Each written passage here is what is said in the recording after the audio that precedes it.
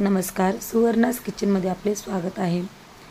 आज आपण ड्रायफ्रूटच्या लाडूंची रेसिपी बघणार आहोत। या लाडूंचे वैशिष्ट्य हे आहे की यात साखर नाही, गूळ नाही किंवा कसल्याही प्रकारचे पीठ नाही आहे।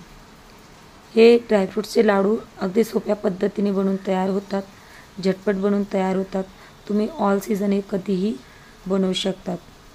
तर इथे मी हे लाडूंसाठी लागणारं साहित्य घेतलेलं आहे। त्यात मी 1 वाटी अक्रोड, 1 वाटी बदाम, 1 वाटी काजू, पम्पकिन सीड्स, त्याचबरोबर सूर्यफूलच्या बिया देखील घेतलेल्या आहे। त्याचबरोबर मी पाव किलो खजूर बिया काढून घेतलेले आहे आणि एक मोठा बाउल आपला मखाने घेतलेले आहेत।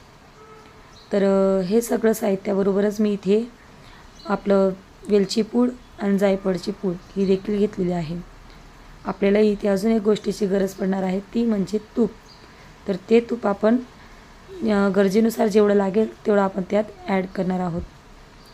तर इथे मी सगळ्या ज्या बिया होत्या, जसं काही ड्रायफ्रूट्स वगैरे, हे पम्पकिन सीड्स वगैरे जे काही आहे आपल्याकडे, ते अगोदर भाजून घेणार आहे।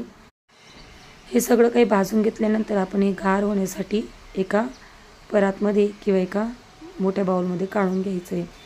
तर गॅस इथे मी मीडियम फ्लेमवरतीच ठेवलेला आहे। मध्ये किंवा डिलिव्हरी नंतरच नाही, तर ज्यांना शुगर आहे किंवा ज्या मुलांचा आहार हा व्यवस्थित नाही आहे, ते देखील खाऊ शकतात।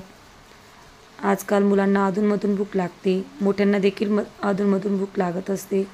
तर त्यावेळी हे लाडू खूपच चांगले आहेत। लहान मुलांना तर खूपच चांगले आहेत, कारण प्रत्येकाला ड्रायफ्रूट खाणं हे शक्य होत नाही।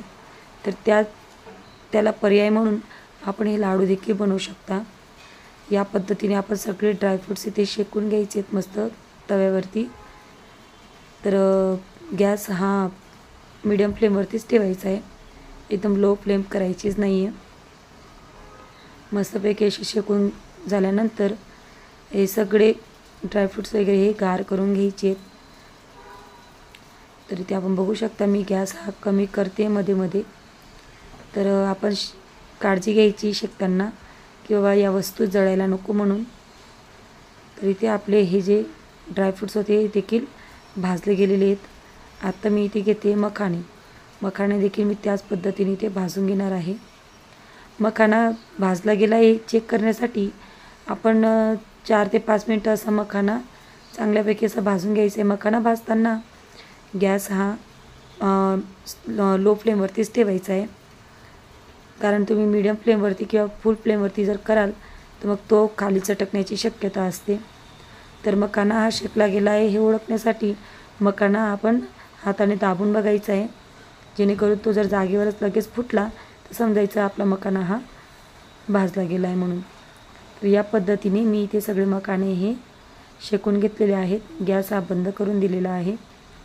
आता हे सगळं साहित्य आपण गार करून घेतलेलं आहे।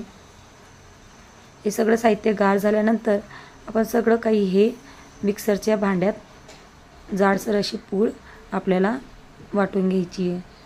तर असं ग्राइंड केल्यानंतर आपण एका परातमध्ये हे सगळं साहित्य ओतून घेणार आहोत। तर अगोदर इथे मी मखाना घेते।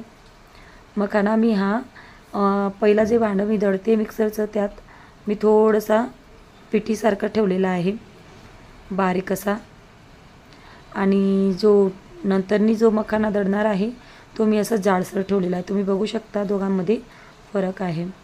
आता मी हे सगळे ड्रायफ्रूट्स देखील इथे दळून घेणार आहे। त्याचबरोबर वेलची पूड आणि जायफळ हे देखील मी त्यात टाकून घेणार आहे आणि ते देखील त्यात दळून घ्यायचं आहे। आता हे सगळं ड्रायफ्रूट्स वगैरे आपण यात ओतून घ्यायचं आहे, जे दळलेलं होतं ते परातीमध्ये। मस्तपैकी असं सगळं साहित्य मिक्स करून घ्यायचं आहे।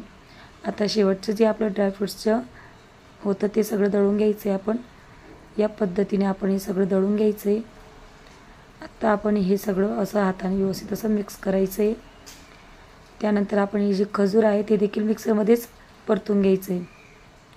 तर या पद्धतीने आपण हे सगळं यात दळून घेतलेलं आहे। तर हे सगळं आपण व्यवस्थित असं मिक्सरमधून ग्राइंड झाल्यानंतर आता इथे आपल्याला लागणार आहे ते म्हणजे तूप।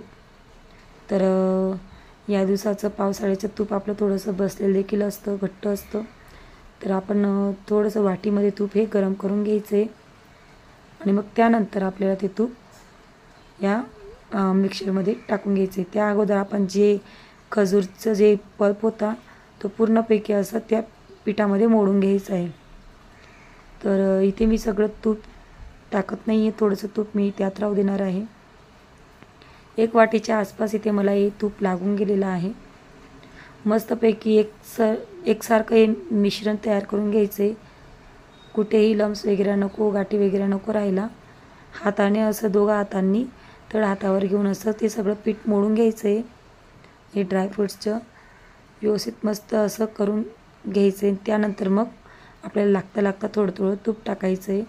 तुम्ही यानंतर देखील 2 चम्मच अजून जास्तीचं तूप घेतलेलं होतं, ते मी इथे काही दाखवलेलं नाही. शेवटी तुम्हाला गरजेनुसार तुम्ही तिथे तूप घालायचं आहे.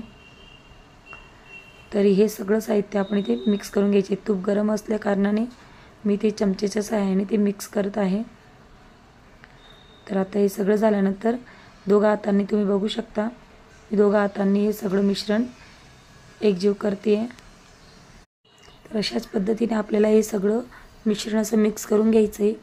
कारण जे आपण त्यात तूप घातलेलं आहे ते तूप सगळीकडे आपल्याला असं ते लाडूंना लागायला पाहिजे असं मिश्रण आपण मिक्स करून घ्यायचं आहे. तर या पद्धतीने ते आपण हे लाडू बनवून घ्यायचे आहेत. तर असेच करत मी एक करत लाडू सगळे हे इथे बनवत आहे. तुम्ही बघू शकता, ना जास्त मोठी साईज ठेवली आहे ना एकदम छोटी आहे, मीडियम साईजचे आपण इथे हे लाडू बनवून घ्यायचे आहेत. जर का तुम्हाला लाडू बनवणं शक्य होत नसेल तर तुम्ही हे सगळं मिश्रण ह्याच पद्धतीने बारीक अशी फाईन पावडर तयार करायची आहे. जर तुम्हाला दूध आवडत असेल तर दुधामध्ये देखील तुम्ही सकाळ संध्याकाळ 2-2 चमचे असं घेऊ शकता. त्याने देखील तुम्हाला खूप सारे असे फायदे होतील. तर या पद्धतीने इथे मी सगळे लाडू हे बनवून घेतलेले आहेत. तुम्ही देखील नक्की हे लाडू ट्राय करा आणि कमेंटमध्ये मला नक्की कळवा की ही रेसिपी तुम्हाला कशी वाटली म्हणून.